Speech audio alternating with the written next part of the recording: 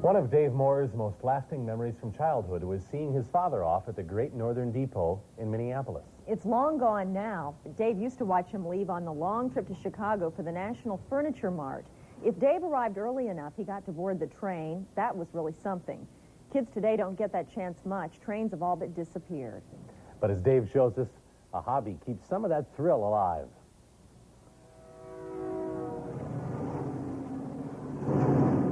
Watching the trains go by helps one understand what inspired Nathaniel Hawthorne to write, "Railroads give us wings.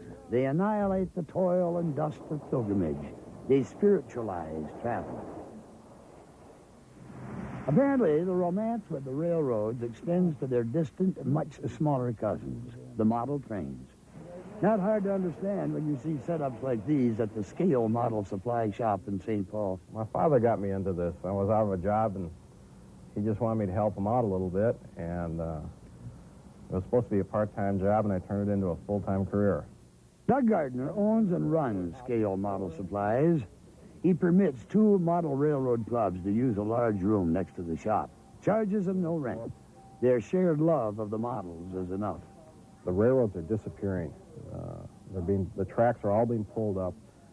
They're merging into one single railroad, combining different railroads into one. And this is our way of hopefully getting more people interested in the hobby.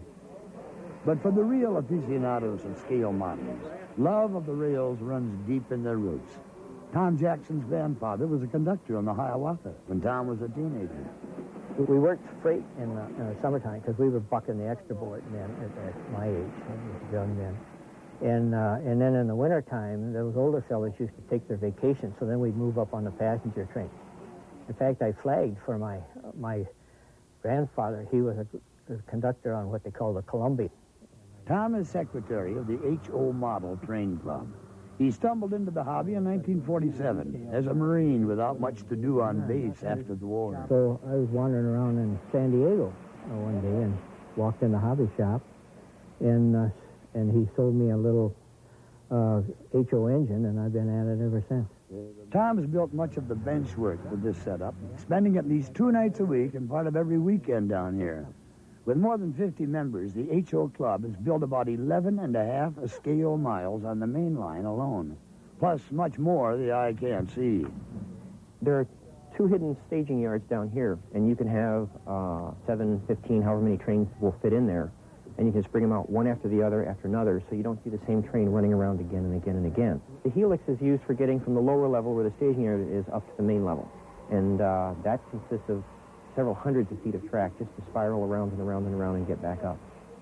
The reasons for such dedication are as varied as the talents of the club members. A couple of the guys that are around just love doing scenery. There's one guy that just loves doing wiring. He lives under the layout. Jim Higbee, a former vice president of construction, remembers his first model train set as a boy. And my father was always into it when I was little. My original father, he died when I was about 7 years old.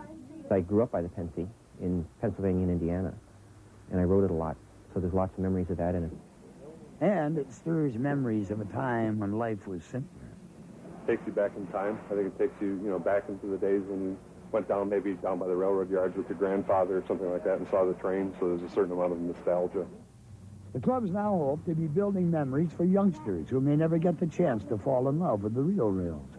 Like Jimmy Lucchese, whose grandpa has an impressive model railroad.